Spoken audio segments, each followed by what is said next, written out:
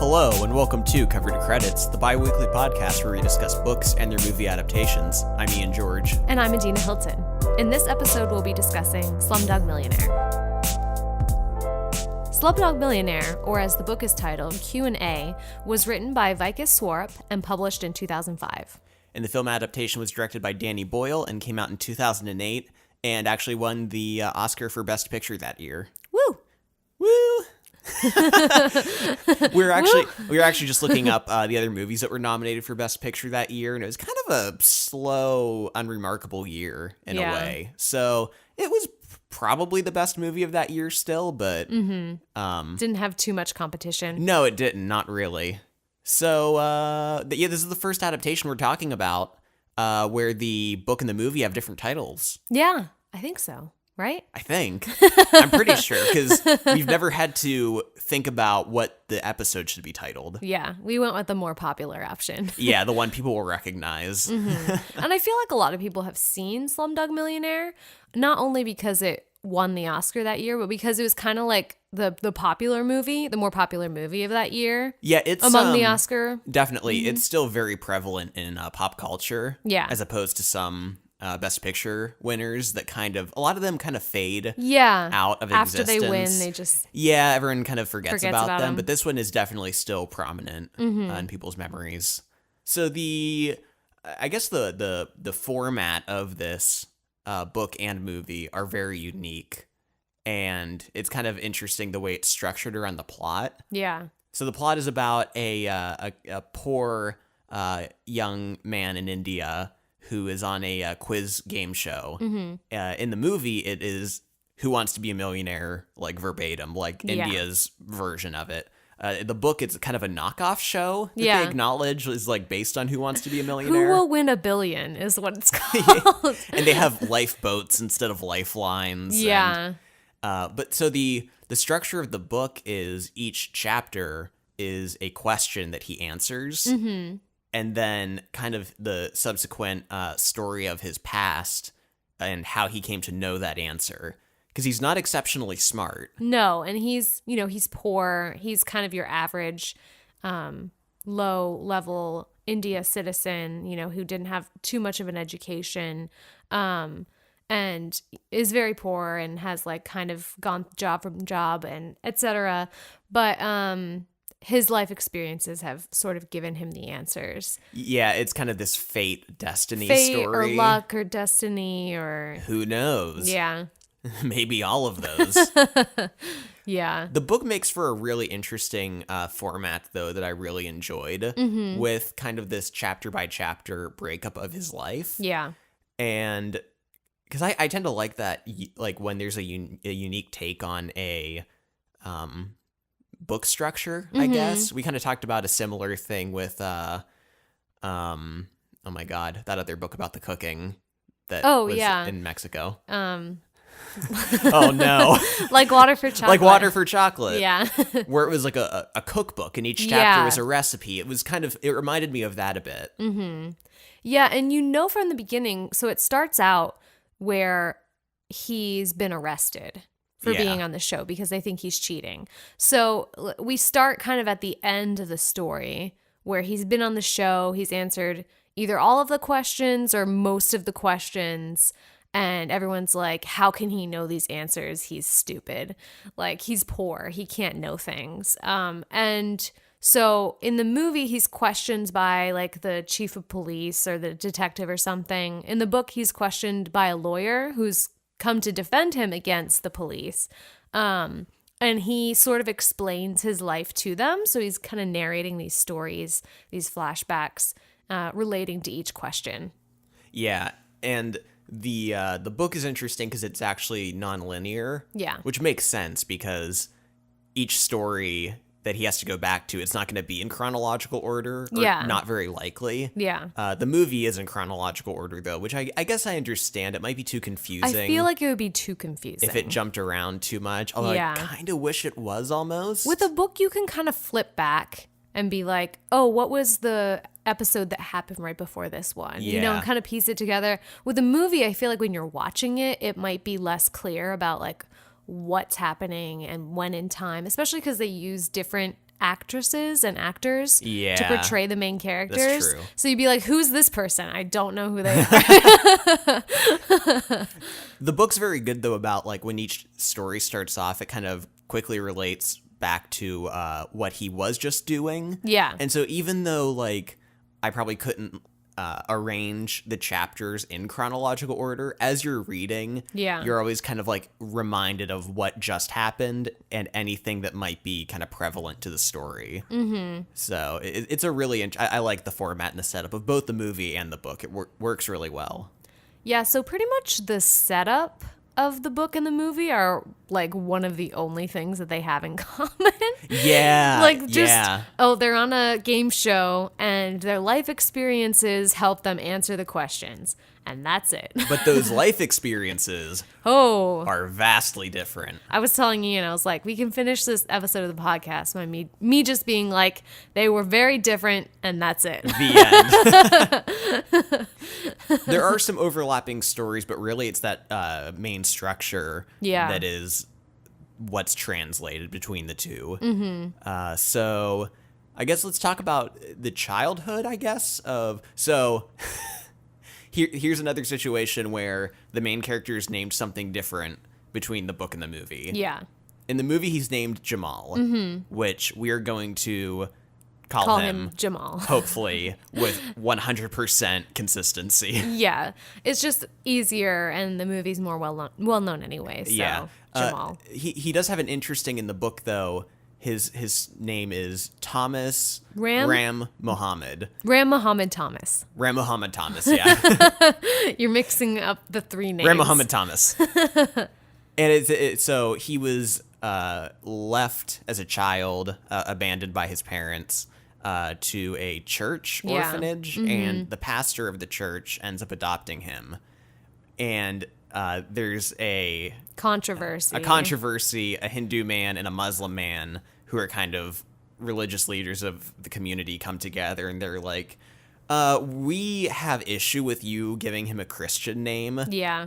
And he's like, I mean, I'm the one raising the child. And they're like, I think we should all take equal part of his name. Yeah, so then they give him Ram, which is Hindu, Muhammad, obviously Muslim, and then Thomas is supposed to be a Christian name, I guess. So. Yeah, apparently. So it kind of taps into this turbulence, though. Yeah. This religious turbulence that is very prevalent in both the movie and the book. Yeah, and in the book, Jamal's character uses his three names sort of interchangeably. So depending on like where he is or who he's with and the situation that he finds himself in, he uses different names. You know, so with people that are Hindu, he'll use Ram, and with his friend that's Muslim, he uses his Muslim name. Or at one point he wants to be a servant, and they're like, oh, well, you can't cook. My grandmother won't eat any food you'll prepare if you're Muslim. And he's like, good thing my name's Ram and I'm actually Hindu. Yeah. And so he's very like, he kind of fits himself into the situation. Yeah. It gives him that freedom. But that's interesting. That's another reason, though, why we're going with Jamal, his movie character name, instead of the three interchangeable names in the book. And then sometimes he has a different name because he's in hiding. Yeah. So it gets a little confusing. It does. So another interesting change is the character of Salim. Yeah. From the book to the movie. Mm-hmm. And Salim is actually his brother in the movie. Mm-hmm. But just a close friend in the book who he kind of grows up with. Mm-hmm. And so it's interesting because in the movie you get this background of Jamal and Salim kind of growing up and being rambunctious, but they have a mother at the start until they're, I don't know, 7 or something. Uh-huh. And in the movie, Salim is older, and he kind of takes that like older brother. Protects Jamal, but kind of like trying to take charge. Yeah. And in the book, Jamal is older and trying to protect him. So there's kind of some interesting but confusing for us to talk about changes. Very confusing. I feel like they looked at the book and they were like, oh, you know, Jamal and Salim have this kind of brother-like relationship. Let's just make them brothers. You know, like, let's just make it easier. Let's just make them brothers. Yeah, which I think makes sense. Yeah. Because honestly, thinking back to the book, I don't even remember the point they got to know each other or were introduced? When they were at the orphanage together. Okay. Because Jamal is obviously an orphan because his parents abandoned him at an orphanage. And then Salim's family is killed in an actual like religious riot thing, which is interesting. And that's what translates to the movie, because that's how Jamal and Salim's mother die in the movie, is a religious riot. Yeah, men of the Hindu faith like attack a Muslim community. And so then they're kind of on the run. And so they end up both being orphans and kind of children, like street kids, trying to survive. And both stories kind of take this route. So let's talk about Salim for a little bit. He's not a good brother. No, he's the worst in the movie. He's horrible. I feel like every episode we have a character that we talk about that we're like, this one is the worst. Yeah, like this one surpasses all other characters we've talked about who are shitty, because he's real bad.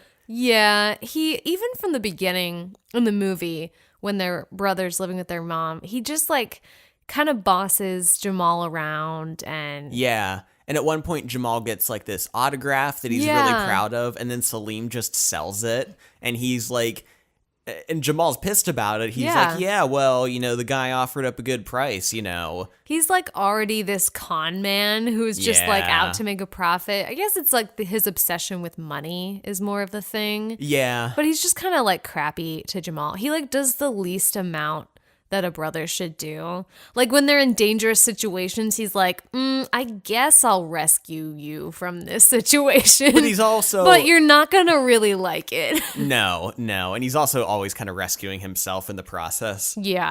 Mm-hmm. He kind of takes this, like, evil path, though, you know, of kind of becoming a gangster, where he kind of gets involved in, like, this crime organization and kind of becomes like muscle for them. Yeah, and it's interesting because in the movie he ends up working for this one gangster that Jamal later is like, that gangster that ran our slum when we were kids. And there's a part in the movie where they like run into his car and he's like the rich guy of the neighborhood and kind of owns their slum a little bit.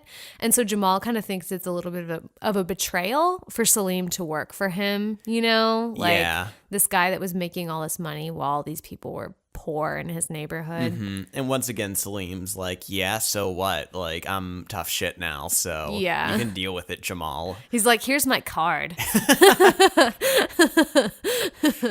The book version is about as far from that character as you can get. He dreams of becoming a big-time actor in India, and he kind of ends up fulfilling that dream for the most part. He's kind of an up-and-coming actor by the time the story ends, but... Yeah. He has much of a less important role in the book. Yeah. Like, he's his brother-type figure, but mostly Salim is just, like, in the background of the stories, kind of. Mm-hmm. And Jamal does like save him from a couple situations, much like Salim saves Jamal from a couple situations in the movie. So that's just switched, probably because like one is older than the other, so they're kind of trying to protect each other. Mm-hmm. And in the movie, they're kind of contrasts to each other in terms of like their development. You know, Salim's kind of this turning to this life of crime, and Jamal's just not, I guess. Yeah, he's like, I'm not shitty, so... Yeah. So, yeah, Salim is a totally different character, and I get them wanting to do something different with them in the movie, but I'm not sure it adds up to much. I don't know if it was... in the book, there's so many little stories that they are connected, but they're kind of separate in a lot of ways. Mm-hmm. So maybe they just wanted a more of an antagonist figure for the book, you know? Not like a villain, but just kind of some opposition to Jamal's character a little bit. Yeah. And I can see what they were doing with Salim, but at the same time, just like, why is he evil? Like, there's no explanation. He's just shitty. Like, yeah, like they're not the brothers can be different, but they're brothers and they're just so different. Yeah. Like, so totally different. Mm-hmm. So something interesting interesting might not be the best word. Yeah, unfortunate. We need to talk about is a portrayal of homosexuality in the book. Yeah, and it's something that, I mean, I read this back in high school where I wasn't like as woke. I don't know. You weren't paying attention. Exactly, yeah. Yeah, and you weren't talking about it on a podcast either. But so the first story is kind of a weird story to start the book off with. Yeah. But it's kind of establishing just generally Jamal and Salim's life growing up. No, I shouldn't say life growing up, just where they're at. Yeah. Kind of living in that episode. Yeah, kind of where they're living in this slum area and talking about they love going to movies. Mm-hmm. And Salim, who wants to be an actor, is in love with this Bollywood action hero. And during this one incident where they're at the theater, a creepy guy comes in and sits right next to Salim. And Salim doesn't notice because he's so infatuated with the movie. And then the creepy guy starts kind of like putting his hand on Salim's thigh. Mm-hmm. And once again, Salim, I guess, just doesn't notice. He's super wrapped up in the movie. But then when it's obvious that this guy's like trying to molest Salim, he freaks out and he pulls the guy's beard this and it's revealed that it is the Bollywood action star that he loves. Yeah. And during this movie, this episode kind of jumps back and forth. And when it jumps back at one point, it talks about tabloids speculating on him being gay. Yeah. Which Salim is very upset about. Yeah. But so the kind of general line they're drawing is he's gay, so then he's a child molester? Yeah, and like because he's gay, that means he's a child molester. And like, I mean, the ludicrousness of the scene is like, why would the star of a movie go to the movie with a fake beard? Like, does he get off on himself on the screen like while he's molesting children? I don't know, but it's weird. And that's just the first. So we're not just basing it on that weird episode. No, and to be like, when I first reread this first chapter, I was like, yeah, okay, the tabloids are speculating that he's gay. Like, it's not really confirmed. He could just be a creep. Yeah, they could just, yeah, exactly. Like, the author's not really making the statement that he's gay and therefore this. Mm-hmm. Like, it might just be kind of an unfortunate, not well thought out plot device. But then there's the next story, which is of Jamal in his original home with the preacher guy who adopted him, and like this other priest comes to be a priest,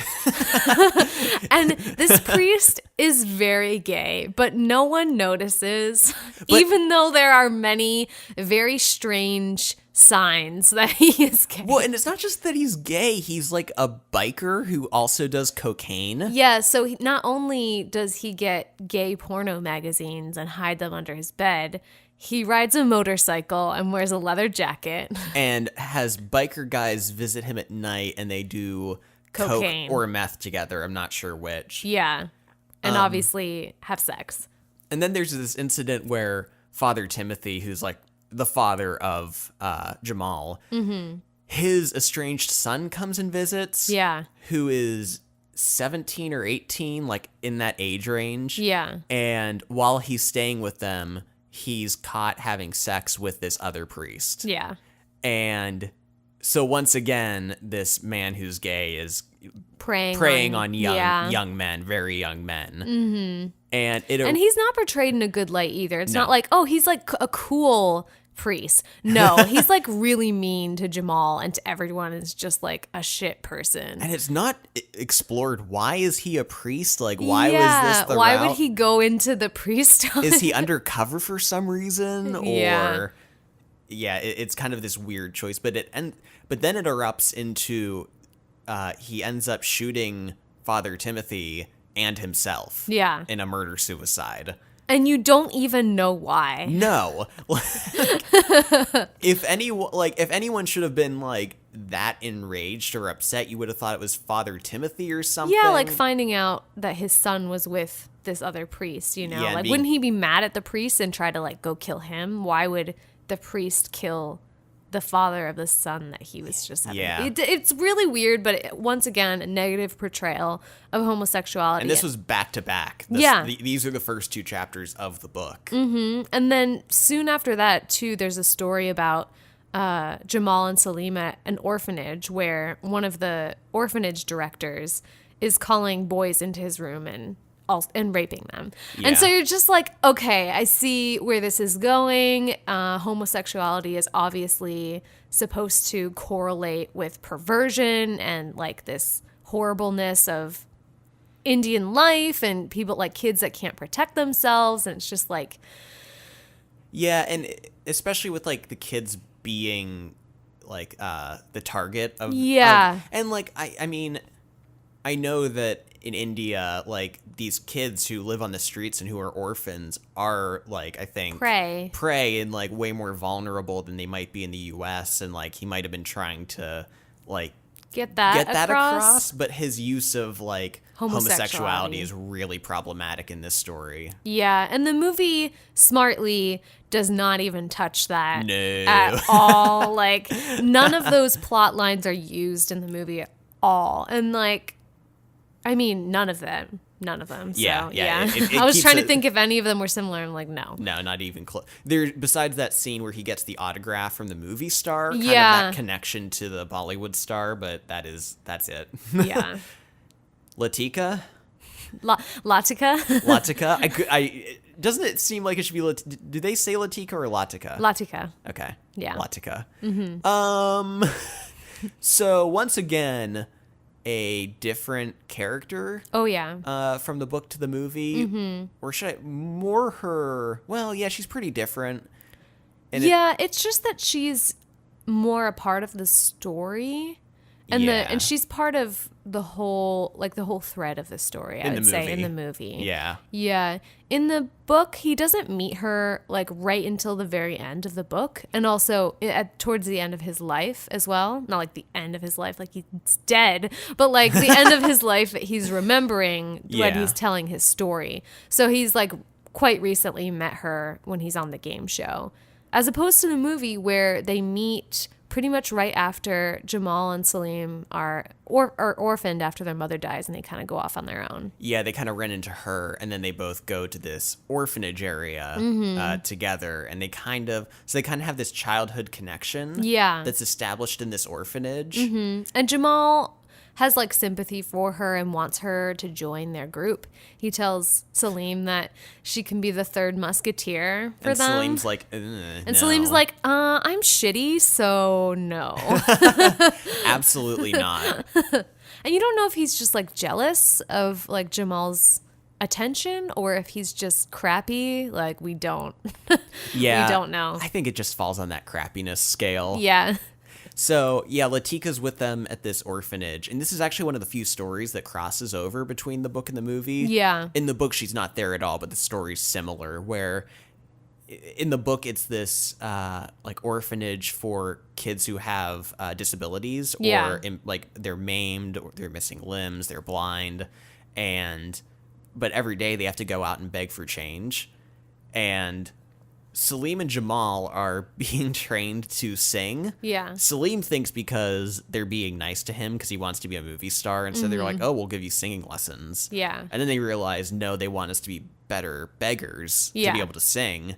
And then they discover that not only that, they want to blind the children. Or maim them. Either one, because they discover that all the kids there have been... purposefully mutilated, by the owner of the orphanage to make more money. And so then they GTFO. Yeah. They escape. They're like, gotta go. It's really terrible in the movie because you actually like see a scene of like this one kid getting his like eye scooped out, and let me tell you, it is not good. Yeah. If you're ever on the edge about getting your eyes scooped out, this will set you straight. Yeah, and in the movie, Salim almost becomes part of the organization in the sense that the owners of the orphanage kind of see him as a bully, and they're like, we can use this. Yeah. So they get him. We won't scoop your eyes out, kid. Yeah, so they get him to like bring kids in so they can like scoop their eyes out. And to be fair, Salim only sees one eye scooping before he's like, oh no. And then they're like, okay, go get Jamal now. Like bring Jamal in. Yeah. And so he brings Jamal in, but then they like make their grand escape and Latika follows them. Unfortunately, she doesn't make it on the train because Salim, after he rescues Jamal from being eye scooped, he's like, that's my good deed for the day. Like, I'm not doing anything else. So he like sticks out his hand for Latika to grab his hand when they're trying to like board this train. And then she grabs it. And then he does the hair swipe thing where he pulls it and up. then he like, yeah, pulls away. And so she gets trapped and she's stuck with those terrible orphanage people. Hopefully to not get her eyes scooped. Yes, hopefully. But her fate is unknown for a while. Yeah. And then she reappears later, and then Jamal loses her again, and then he has to find her again, and he's then he always loses trying to her find again. her. He's like, where's Latika? I can't find her. I'm searching for Latika. It's interesting, though, because like her role sort of brings them back into this criminal underworld. My son, Nemo. Sorry. Where is Latika? Yeah, she kind of, is a part of this underground situation, Gangster, and kind of seedy. And so when they go back to find her, that's kind of what pulls Salim partly into this world. Yeah. In the book, though, she is a prostitute. Yes. With a heart of gold. Basically, Jamal goes to a whorehouse with some random dudes who he doesn't know. Yeah. And that's where he meets Latika. And he's like, she's so beautiful. And so then he sleeps with her. And then he's like, I'm in love with her. And then he keeps paying for sex from her. So that until she falls in love with him. until she, I guess, just gives up and accepts that he is around for a while. It's funny, though, because like it sets it up like he's going to be like this noble love of her thing, you know? Like he goes and he's like, what's your name? Like wants to talk to her and stuff. Yeah. And she's like, oh, come on. Like, I've been through this before. Like, I'm a prostitute. Like, let's just get down to business and stuff. And then he's like, okay. Instead of being like, no, I'll like cherish you and like get to know you and talk with you and pay to spend time like talking. He's like, no, let's just have sex. Okay. No, let's have sex.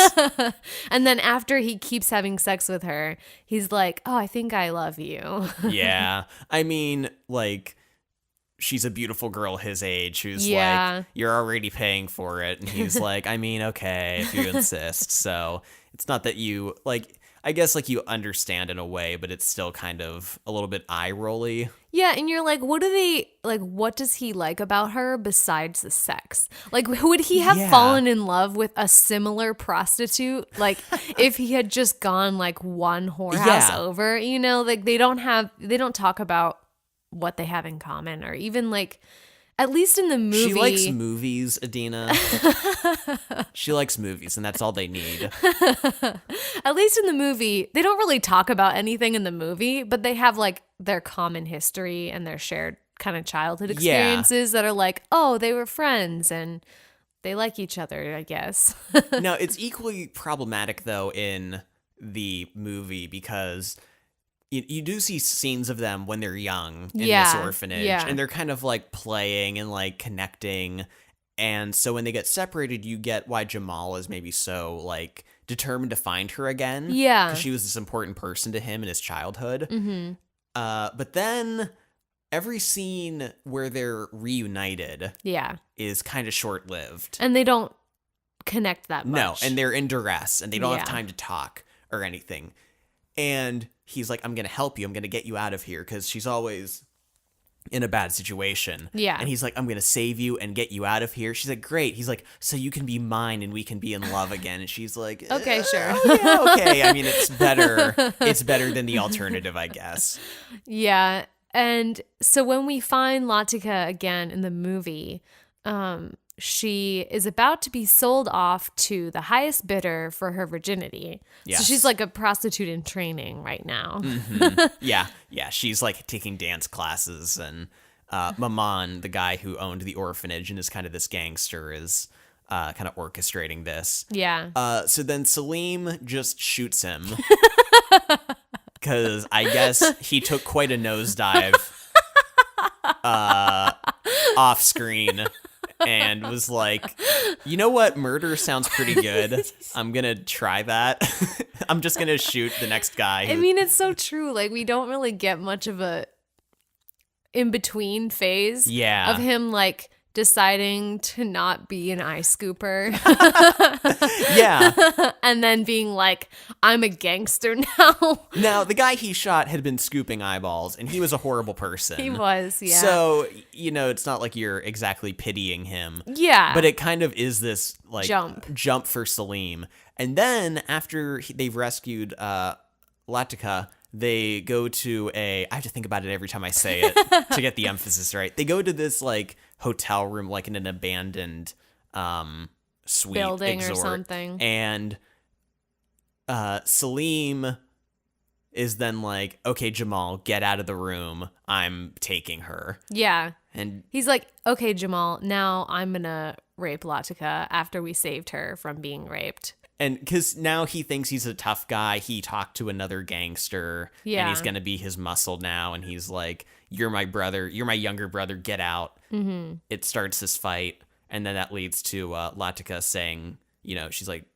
go, Jamal. Like, it's fine. Yeah, she's basically like, I'll sacrifice myself so that no one gets hurt, kind of. Because Salim's going to, like, shoot Jamal. Yeah, and you're like, what is going on? Like, that shift, maybe more than the shooting the gangster, was a little much for me. Like, suddenly he wants to, rape Latika, who he knows that his brother either is in love with or, like, really cares about. So that was a big betrayal, I felt like, for him betraying Jamal, not just turning evil and killing someone. Yeah. So then, they get reunited once more later. Yeah. Jamal and Latika, and then are separated again. There's like 5 times where Jamal's like, I found you. And then it's like, nope. I found you. And then you find out this is why Jamal got on the game show, so he could be seen by her. Yeah, and hope to make contact because he doesn't know where she is. Yeah. Mm-hmm. Kind of not a well thought out plan. I don't know. Was he gonna give his phone number, like, live on TV and just, like, hope that she gets it? I'm not entirely sure. Or, like, she could have just, like, not been watching TV that day. Yeah, she just wasn't. And then she hears a Jamal one, and she's like, I don't know. It's probably not the same Jamal. It couldn't be. So yeah. So let's get back to the book a little bit. Sure. While all of this, like, kind of structural plot is happening in the movie, we are having none of that in the book. No, the book is a varied selection of odd and eccentric short stories, pretty much. Yeah, some of them more interesting / relevant to the story than others. Yeah, they hit this kind of weird, almost surreal tone. Yeah, they're kind of like tall tales. Yes, yeah, like folk tale, tall tale, kind of weird, riding that line of, like, magical realism. Mm-hmm. And I do like the overall vibe that creates in the short story array. But a lot of them are not relevant at all to anything. Yeah. And are filled with, like, useless information. Yeah, some when it's kind of getting into, like, something specific. And they all kind of do. Yeah. Like, one's about a war vet going on about a story in the war. Yeah. And it's filled with, like, descriptions of locations and battle strategies and the layout of the land and, like, a lot of details. One's about cricket, the sport, and it talks a lot about that. One is about kind of the film industry. Yeah. And it kind of really gets into the nitty gritty of each one too Yeah, much. maybe trying to represent like all the different aspects of Indian culture. Maybe. And being like, we have to do everything, you know? Yeah, I like that because, he's recounting these stories because it's how he knew the answer. Yeah. So I like that some are just random things that he's heard over his lifetime. Mm-hmm. Like they're not like a big puzzle piece of his life necessarily. Yeah. It's just like, oh yeah, one time I was bartending and a guy recounted this crazy story to me and this is the story. Yeah. So I do like that aspect of it, but it just sometimes gets totally off the rails. Yeah, we want to mention a couple of the stories just to like give you a taste of what's going on. So in one of them, Jamal is a servant in the house of these Australian diplomats who are living in India. And somehow he gets the job to be a servant, and the man of this family is like super weird and like paranoid about everyone, and somehow like knows when anyone does anything wrong. And Jamal calls him like the man who knows. The man who knows. And his family, they're basically like a bunch of like stuck up English/Australian type people who look down their noses at Indians in general, but are nice to Jamal, I guess, but also kind of belittle him. Yeah, it's a really good story because it's like, anytime he does feel really close to them, they like buy him souvenirs if they go on a trip, and like sometimes he plays like video games, but there's always that reminder, like sometimes they'll be like, oh, bloody Indians, or like make an offhanded comment, or he'll overstep his boundaries with the family or something, and it's interesting in that dynamic. Yeah. But then it goes into this weird place where... Weird story where, like, the father of the family is, like, a spy? Yeah, he's got the whole house bugged, and that's how he knows. And, like, not only does he, like, bug the house, but he's, like, some kind of spy, either for, like, Indian government or for Australia. It's not super clear. He's just doing or for like anyone, dirty things. Yeah, he might just be doing it because he's like, it might not be his job necessarily. He just likes spy stuff. Yeah, I don't know, but it's super weird and like almost silly. Yeah. Because they show him, like, they talk about how he watches a spy show, which is supposed to be like kind of like a MacGyver type like spy fusion show. And it's like, why would a spy want to be like really excited about a show about a spy? Well, that's why I think he's like maybe kind of a wannabe. He's really interested in that. Because when he breaks into his office den, he finds a book at one point that's I think called Spying for Dummies or something. Yes. So I think maybe he's doing this just because he's a weird fanboy of that. Okay. That kind of makes more sense than what I was thinking, which is like, why is he a terrible spy?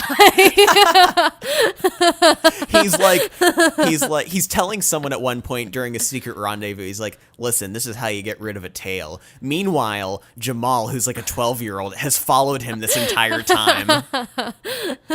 So then Jamal like turns him in, like sends in a tip to like the Indian government that there's a spy, and then his family like has to be like kicked out of India or some such craziness. But it's just like such a weird random story. Yeah, but even for as weird as it was, I enjoyed it. Like, it was entertaining the whole time to me, even for its weirdness. And that's kind of how a lot of these stories are, even for their weirdness and like, what is the point of this? Now, some of them, like the war story one, just kind of get bogged down, but there are enough interesting ones that I was like engaged. Is there one you want to mention? Not that's separate from what we're about to talk about, I don't think. How about the train robbery one? Oh, yeah, that was kind of a crazy... He's on a train where a guy...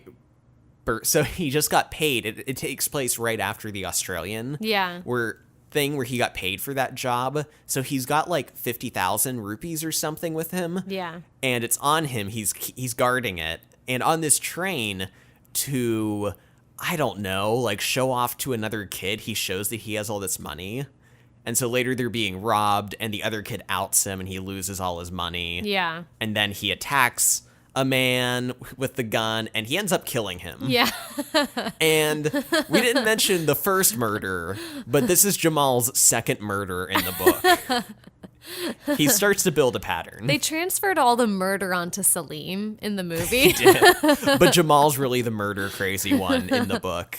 And the first time he murders, like, he's living in this small community with Salim, and then their neighbors are this family, and then the father in the family starts trying to sexually molest his daughter. And this is like the third story in the book. Yeah, this is after like everyone has been like trying to molest each other like in these stories, and we're like, yay, now we have incest going on. But like Jamal really cares about, you know, the daughter in this family, thinks of her as a sister.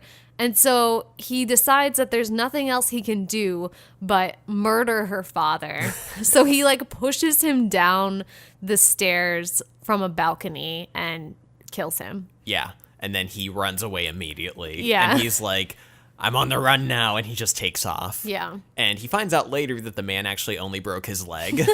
But Jamal was convinced that he murdered him. So it's like he murdered him. So it counts. It counts as a murder. We're counting it because he doesn't find out till later that he broke his leg. So the other problem, the big problematic thing of the book is a depiction of women.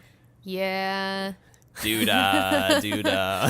I mean, I feel like the biggest problem is just that, like, it's so episodic that there aren't really any strong female characters in it that have any role to play outside of just, like, one small episode. Yeah. You know, even Latika in the book is just in, like, one story.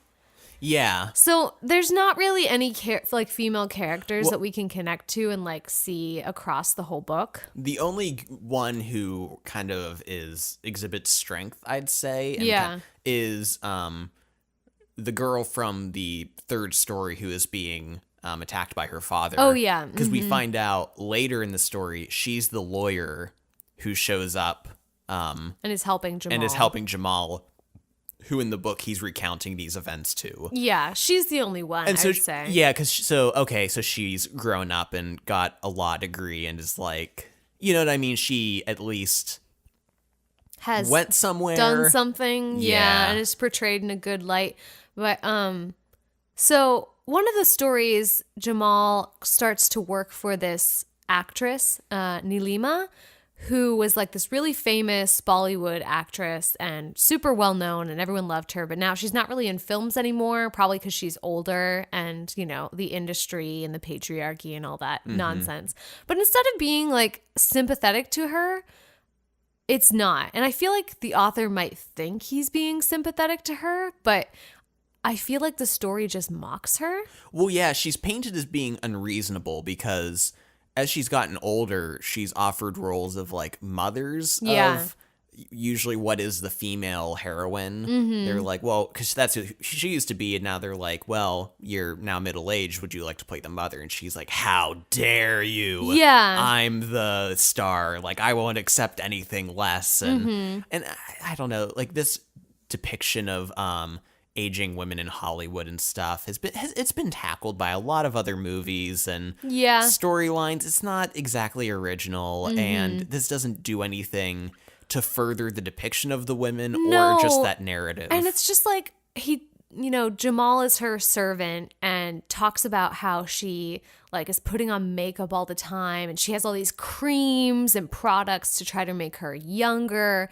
So she's like almost seen as ridiculous because she's trying to like recapture her youth and like dress beautiful, even though it's clear that she's getting older and she like can't face it. And she's always miserable unless someone recognizes her and is like, I love your work. And addicted she's like, to fame. Yeah. And then she also talks about wanting to die young and like preserve her looks and like she's just super vain, and I don't know, I don't like the way that they talk about her and this industry without addressing like the culture that she's in, instead of being like, wow, it must really suck to be this really popular actress and then suddenly be in this world where people don't recognize you anymore because you're not 20, you know? Instead of being like, that must have been really hard and she's not adjusting and she's struggling with that. They're like, she's ridiculous for trying to be young. Yeah, it's like tragic because she can't accept reality. Yeah.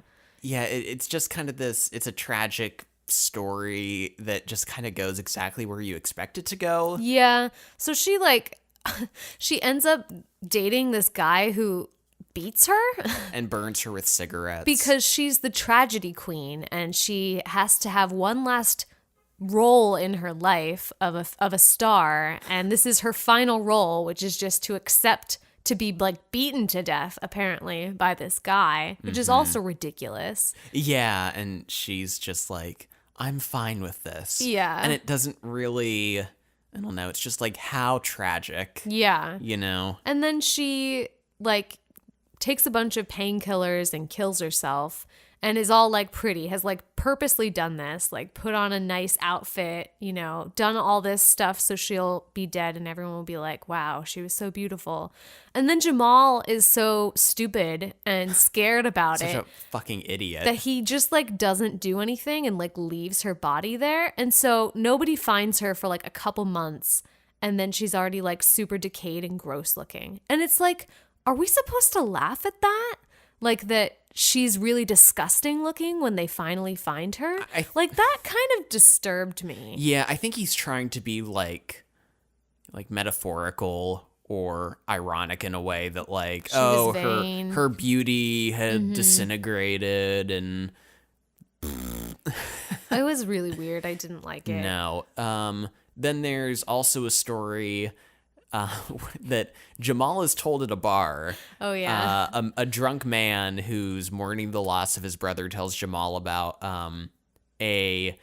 it's a story about him working for his brother at a button factory, and then he moves to New York and falls in love with a woman from Haiti. Yeah. Who ends up being a voodoo witch doctor. The one and only woman he meets from Haiti is a voodoo witch doctor. Yeah. And she ends up like manipulating and controlling this guy to hate his brother. Yeah. And she creates a voodoo doll of his brother that this guy starts using to like torture his brother with. Yeah. Until he eventually goes insane and like dies. Yeah. And he's like, but she made me do it. Yeah, and he's like, now I get to drink about it and be sad about it. Yeah, and then he's like, oh, but now I don't want to be with her anymore because I realized that she was terrible. And I also met another woman that is like more hot and also not from Haiti and not a witch doctor. He's like, and I'm going to marry her. And then suddenly he dies of a heart attack. Yeah. Which was one of like the voodoo doll symptoms. So you're like, oh, was he killed by a voodoo doll by the wife is kind of what they're implying. Yeah. And it's kind of a super goofy story, probably the one that goes the most into like ridiculous territory. Yeah, but in a way, because it's being recounted by a drunk man, yeah, you are led to question it, you know? Especially with the magic voodoo thing. Yeah. Like, how real is that? Yeah, and it's not that magical elements wouldn't work in this, but I do have a problem with she's from Haiti and she's a voodoo doctor. And also, like, you know, they talk about her features being black. So, like, to me, that is a little bit racist in a lot of ways, you know? Like, that she's the villain and she's, like, manipulative and evil and, like, corrupts him. And then he wants to, like, be with this good, like, young Indian girl that he wants to fall in love with and she won't let it happen. You know, it's just like... no. And, you know, it's one of those things you could maybe excuse if there had been a good female character up until this point, but there still hasn't been. Yeah. And not with this one either. Well, and like some of the other female characters, I'm not going to get too much into it, but of course are Latika in the book, but she's just like, you know, just a prostitute and, you know, can't really do anything. With a heart of gold, Adina. With a heart of gold. She likes movies. She loves movies and popcorn. How dare you minimize her characteristics to just be a prostitute? But I mean, she's just there for Jamal to be like, oh, I love her. I want to like help her, you know, and the world is cruel. And then there's like this woman that he is renting from at one point, who is like literally cast off her son to live as like a beggar in the streets, and she's just terrible. And I'm like, yep, that rounds out the cast. That's it. That's all we got. And that's about the last story we get. Yeah. So the female characters are for 5 or 6 or however many there are. Yeah. In the movie, there's just less characters in general, so we don't really deal with these wacky, crazy characters. Pretty much the only female character is Latika. Yeah, because even the lawyer who's helping him in the book is she's kind of eliminated, and he's just telling the story to the police chief. Mm-hmm. So I guess there's less female representation in the movie, but I feel like I'm okay with that. Yeah. I want to talk for a minute, going back to the movie, just kind of about Danny Boyle, because I'm excited we get to talk about him as a filmmaker a little bit with this movie, because he's a very unique filmmaker. So what are some of the other films that he's done? Yeah, so he's done Trainspotting, 28 Days Later, the Steve Jobs movie that just came out, 127 Hours. Okay. Which for me visually was very similar to this movie in terms of like the style. So there's a lot of like hyper colors, everything's really colorful. Some of that weird choppy filming. Yeah, those scenes where it like almost speeds up or slows down. Yeah, where they're only showing like 5 frames per second or something of like the footage. So I don't like that. Weird. Yeah, I wasn't crazy about it either, but Danny Boyle does a lot with his scene transitions and his visual style. And for me, like, that's part of the appeal of this movie and his movies in general, is that like style. Yeah. And for me, it kind of like helps make up for some of the faults of this movie. Yeah. But then again, like, it kind of puts it pretty low on his filmography for me, because really? I love 127 Hours. I think might be my favorite movie of his. Wow. And Trainspotting is like really goofy and funny and dark and kind of twisted, and it does its balance of stuff really interesting. Yeah. So I appreciate the filmmaking style and look of this movie, and it's so trademark his style. We've kind of already talked about this, but a little bit more, I guess, about Latika and Jamal. Yeah. So he's trying to find her again for like what, the 5th time in the movie? The 5th time, probably. And he does the whole, like we said earlier, he does the whole game show to try to find her. Yeah, and the last time he saw her, Salim, who works for the guy who she was kind of being owned by or is like indebted to, Salim dragged her away. Yeah. So he's just gone full evil douchebag. And so that's why Jamal's like, I got to find her. I got to get on this show. Yeah. And while he's in the movie, while he's doing the show, we get to see Salim and Latika. And Salim has, I don't know if you want to call it, redemption. Probably not. Like, he has this strange change of heart. Yeah. Where he's like, Latika, go find Jamal. Like, I'll take care of this gangster guy. And she's like, what? He's like, yeah, I'm being good now. You forgive me. You have to forgive me. Yeah. Tell Jamal what I did. And he like gives her the car keys. Yeah. And literally the last scene we've seen of him, he was carrying her away at like the edge of a knife. Yeah. Like he kidnapped her. And now suddenly out of nowhere, he's like, I'm letting you go. Yeah. And then he fills a bathtub full of money. He fills a bathtub full of money. And once they realize Latika's gone, they find Salim, they burst in, and Salim is in the bathtub full of money, which I have to, I don't want to get off track, but he filled the bathtub with money first. Okay.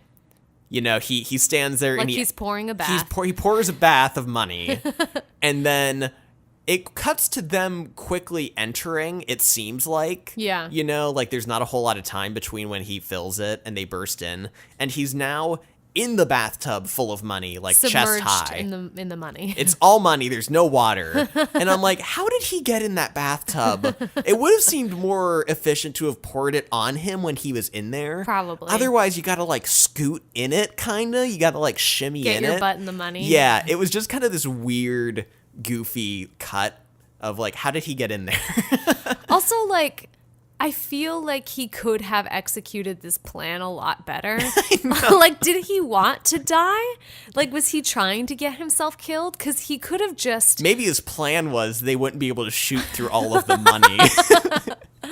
Because, like, I don't know, he could have taken any of them by surprise because none of them were expecting that Salim would turn against them. So all he would have to do is literally gives the keys to Latika and then immediately goes into the living room, probably shoots 3 people, and like most of them are dead. You know what I mean? Instead, he's like, I'm going to lock myself in the bathroom and then just wait until they're like, where's Salim? Where's Latika? And then they're like, what's happening? And then he's like cornered in the bathroom. He has nowhere to go because he's in the tub.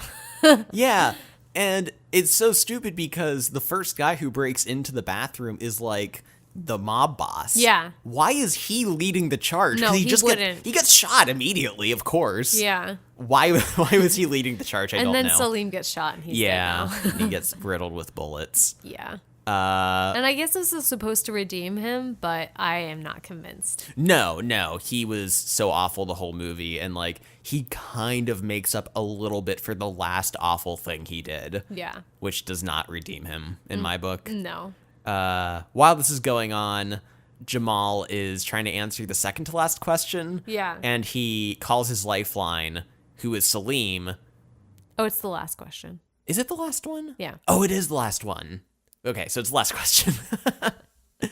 And it basically creates this whole crazy situation where Latika has to run back to the car where the phone is ringing. Yeah. And I guess this brings me to a point that I wanted to make, that I love that the movie is like specifically Who Wants to Be a Millionaire. Yeah. With the same show conventions, the same sound effects and musical cues, and because all of that stuff, you know, it was designed for a game show to be tense. Yeah. And exciting, and put in the context of this big, crazy movie, it really works. I think it does work, yeah, especially when he's calling his lifeline and he tells the host it's the only phone number I know. So like he can only call one phone number. Yeah. And it's Salim's cell phone, and of course Latika has it, but she has to get back to it, and the phone's ringing and ringing, and they're like, no one's answering. And they're about to hang up. Finally, Latika answers, but of course, like, she doesn't know the question, but that's not the important part. No. The important part is that he's found Latika again, and she tells him that she's safe and that everything's fine and they'll be together again. Blah, but you blah, get blah. you get that tense Who Wants to Be a Millionaire background, like yeah. Doop, doop, doop, doop. It's like read the question. Yeah.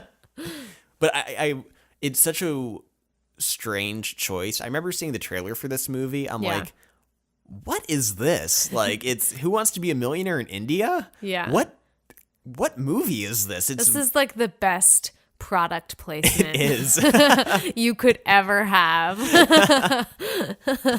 But I do like it. I think it really works. No, I do too. And like, it doesn't make any sense for them to do a knockoff show that is exactly like Who Wants to Be a Millionaire. And they made like it just use Who Wants to Be a Millionaire. So let's get to the wrap up, I guess. Yeah. So in the movie, she doesn't know the answer. Yeah. And he just takes a guess. He whiffs it. He just, gives an answer. He says A, and he wins. He wins all the money. Yeah, he wins. Because he trusted fate or something. Yeah. And then he waits for Latika at a train station, and then he sees her, and they meet, and then there's this amazing dance number at the end. Yes. Which I love this. It's so good. It's so good. It's a perfect way to wrap up this type of movie. And it gives this lighthearted tone. Mm-hmm. And you like walk away and you're like, yeah, I like this, Yeah. And it's It also is this like callback to Bollywood films. Yeah. Because, it's in, has that style. Yeah. Choreographed dance scene, everyone's like and the dancing text and singing. pops up with their names is kind of that style, it seems. Yeah. It's such a good way to end a movie. I guess this movie specifically. And it's just a good time. Also, that's won Best Original Song at the Oscars that year also. It's a catchy tune. It is. Jai Ho. Yeah. Which is something about victory. Yeah. There is a great scene, though. It's the question before the last one in the movie. Yeah. Where he doesn't know the answer. And he's in the bathroom, and the host of the show comes into the bathroom. And then when he comes out of the bathroom, he sees the letter B has been written in fog on the mirror. And so then it creates this really interesting setup where when they come back from commercial break and they're answering that question that he doesn't know, he has this dilemma of, is this guy lying to me or is he telling me the truth? Yeah. And he does like a 50-50. So it's like between two answers. One of them is the one that the host wrote on the wall, and he ends up choosing the other one. Yeah. So it becomes a situation of like, is he lying or isn't he? What are his motives? And it's kind of like, why would he want me to win? Yeah. Like, everyone's against me or everything is against me and I don't trust him. But I thought that was one of the more interesting setups. It is real. I did like that a lot. Yeah.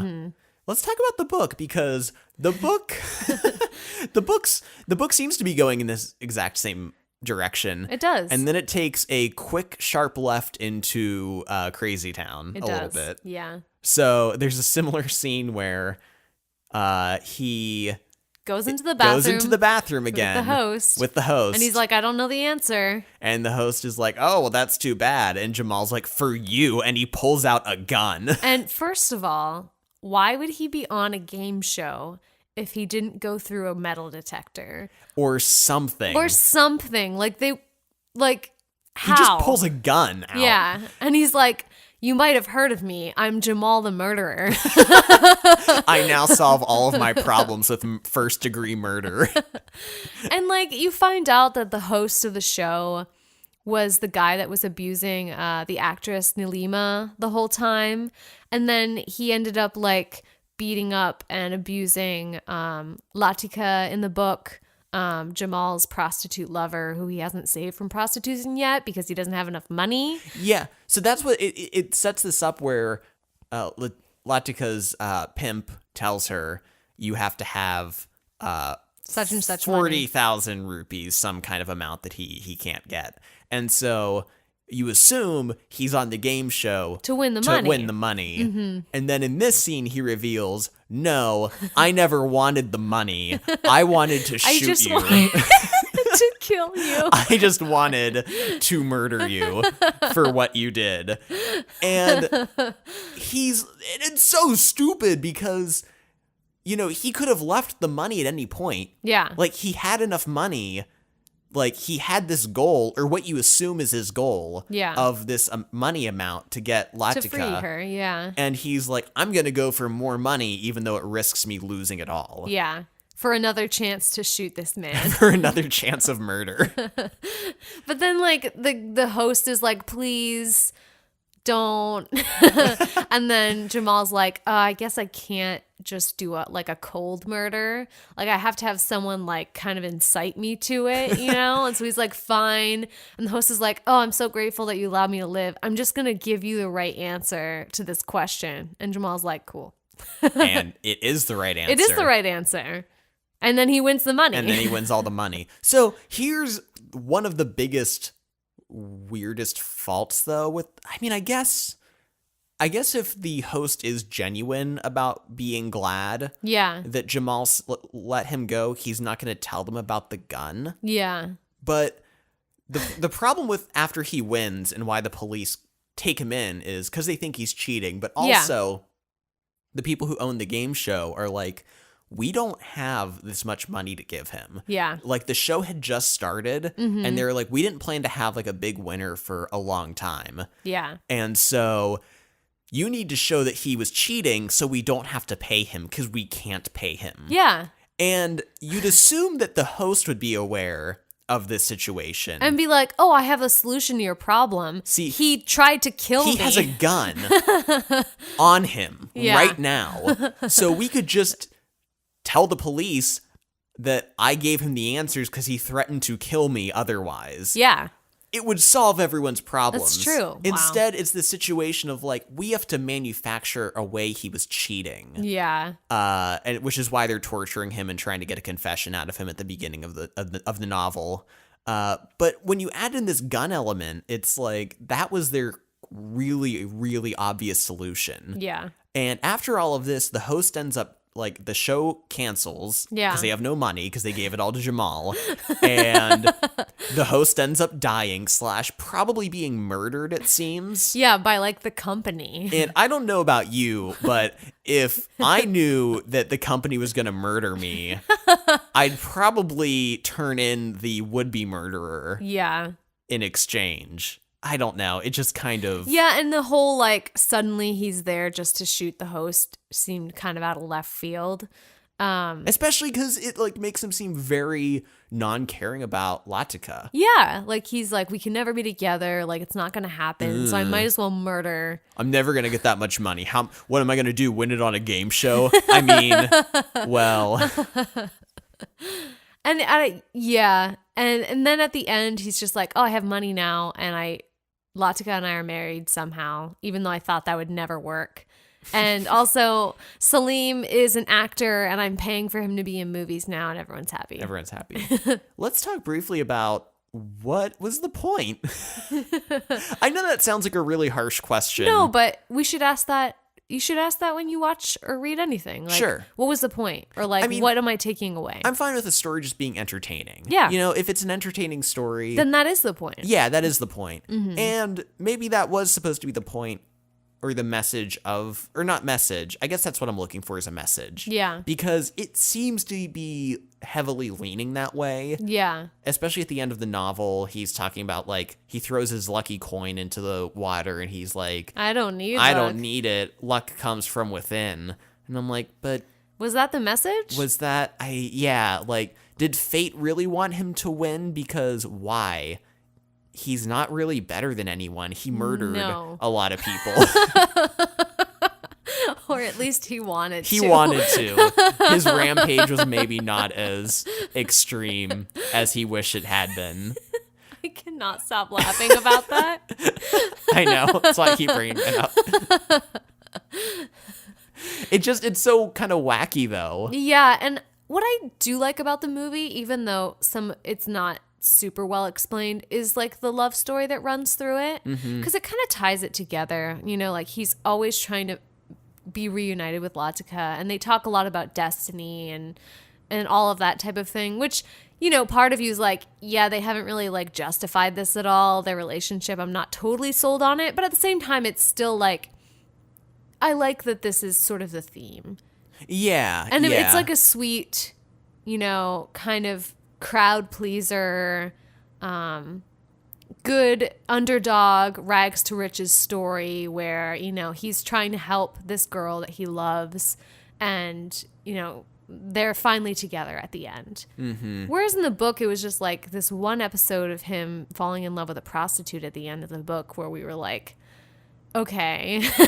Yeah, you know, it'd be one thing if it was like every answer came because he made like a good choice in his life. Yeah. But it's kind of not. No. Like he does do a lot of things, whether in the right way or the wrong way. It's kind of for good reasons. And he's not chitty. Like, no, you know, he's not. He murders, but like there are plenty of times. Who hasn't?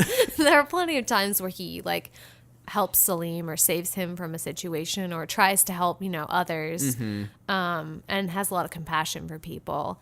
But yeah, I just don't know, especially like, I'm not sure what the author was trying to say, like, especially with the first few episodes in the book. Yeah. They're all about like some kind of like perverted, kind of gross, like terrible. It's like a list of terrible things that can happen to you in India, and not like it's just in India, but it did kind of feel like he was I'm like, why are you being so, I guess, overt about this specific danger that kids are in? Yeah, and it was a lot about like sexual abuse. Yeah, like kids who live on the street face a lot of problems. And yeah, like hunger's brought up a lot, and lack of money or trying to get money. Yeah. But a lot of the central conflicts kind of come back to like sexual abuse. Yeah. In a weird way. Yeah, and it feels like he's just kind of being like, almost like dissing his own country a bit, being like, oh, here's like the shitty part of this world, you know? Not like it's all bad, but I don't know. Lot of it's bad. Most of it's bad. And I feel like the people that Jamal interacts with are mostly bad people. Yeah. Like and the adults are all bad people too. Mm-hmm. Like he doesn't meet good people. And if he does, they either die or someone is trying to sexually abuse them. So yeah. Pretty much. So, what is better, the book or the movie? Yeah, the movie. Yeah. Yeah. I'm also going to go with the movie, but I was pretty torn, like, honestly, like, until we had this on, like, right now, like, really recapping them more thoroughly. You know, a lot of the stories in the book are interesting to me. They are, like, they're kind of these condensed, interesting short stories and snippets of his life. And despite their problems, like, I was still relatively entertained by it. And for me, even though I do enjoy the movie, it's one of my least favorite Danny Boyle films. Yeah. And I'm not particularly taken with the characters or the arcs, you know, the performances or anything. It's kind of more of a middle level movie or Danny Boyle film for me. So I guess I was struggling in that way. And this kind of comes down to like partly, you know, which medium you enjoy more, maybe. Yeah. But I would say movie. Yeah, for me, I think the love story was, you know, that kind of sweetness that was like, oh, that's like, you know, that's cute, you know.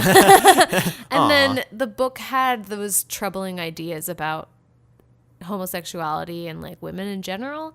So I was kind of enjoying the movie more just because of it not including those things. Yeah. Which was nice. Absolutely. Yeah. So I'll say movie too. Yeah. Plus the movie has the dance scene at the end. It does. Which I really like. Just wraps it up. Yeah. Wraps it up real nice. It's fun. Should we do lightning round real quick? Yeah. Lightning round.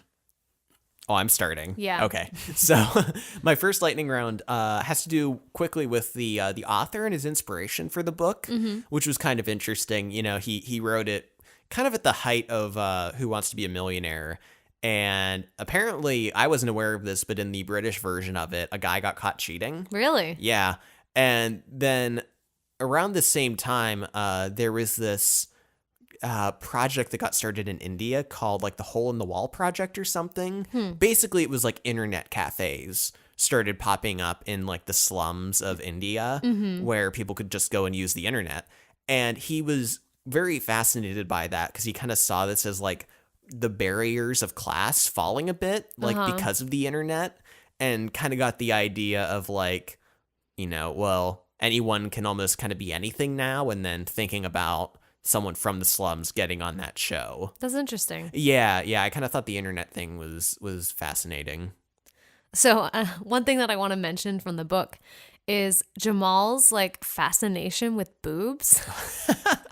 He talks about, or should we say the author's fascination, maybe. In our Blue is the Warmest Color episode, we talked about the director of that movie being kind of obsessed with butts. So maybe this author is obsessed with boobs. Yeah.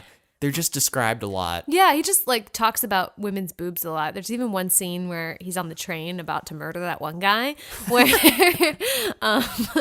this woman is like breastfeeding her baby and he's like kind of like excited by the sight of her boob out. Yeah. And I'm like, gross, like leave her alone. She's just like trying to take care of her kid, you disgusting pervert. I know, it's like, doesn't the sight of a baby kind of like ruin negate the effect? The boob a bit? Yeah. My next lightning round thing was one of the other stories that kind of goes between the book and the movie is at one point they end up around the Taj Mahal, and Jamal kind of takes the role of being a tour guide there, where he starts walking around. And it's so funny because in the book, he follows a tour guide once and is like trying to remember all of these facts and stuff. And then when he's giving a family a tour, he's trying to spout them off and is getting just everything mixed up and wrong. And at one point, like, he was talking about like the wife, and he's like, yes, she bore her husband 18 children in only 14 years. And the guy's like, are you sure about that? And he's like, well, some of them are twins, obviously. What do they say in the movie that she died in an automobile accident? And the one guy's like, didn't she die in childbirth? And he's like, well, they were on their way to the hospital. There's just a lot of really funny moments from both the book and the movie in that part. So there's another scene where Jamal gets the autograph of the famous Indian actor, and he actually has to jump into shit to get to him because his brother Salim, being a shit as usual, like locks him in the latrine, and so he just jumps into the poop. Yeah, because it's like a dock that is over like a swampy area, and he has to jump down into the swamp. Yes, very similar to Train Spotting, where the main character actually dives into the toilet to collect some drugs. Mm-hmm. So yeah, maybe Danny Boyle just likes kind of showing poop. I don't know. Okay, I have one more that I just remembered that I wanted to bring up. Yeah. So in the book, it's the final question, and they ask him, and it's a question about the Taj Mahal. Oh, yeah. Mm-hmm. And before he can give an answer, they cut to commercial break. And the host is being all shitty, and he's like, oh, I bet you don't know this one. He's like, actually, I was a tour guide at the Taj Mahal for 2 years, so yeah, I know it. And he's like, oh, well, in that case, let's change the question. And so they changed the question and act like the other one was for a commercial or something. Oh, yeah. But I'm like, Jamal, you fucking you idiot. This is like that time he showed his money to that boy on the train. I know. I'm like, what are you doing, you show off? Like, don't show your cards. Like, why did you tell him you knew the answer? Oh my God. Like, it was so awful. I was just screaming at my book. So yeah. Also, we were going to mention murder as a lightning round, but... And then we talked about it for half of the podcast. All of Jamal's murders. All right, so that about does it. Yeah, that's a Slumdog Millionaire Q&A. Yep, check out the movie and the book. It's decent. Yeah. But just know what you're getting yourself into. Which you probably know more about it now than you even wanted to, so... If you want to follow us on Twitter, follow us at cover2credits. That's the number 2. You can email us at cover2creditspod@gmail.com. And find us on iTunes and just leave us a rating if you can. Yes, please leave us a review. We would appreciate it. Mm-hmm. And we'll see you next week or next episode. Thanks for listening. Bye. Bye.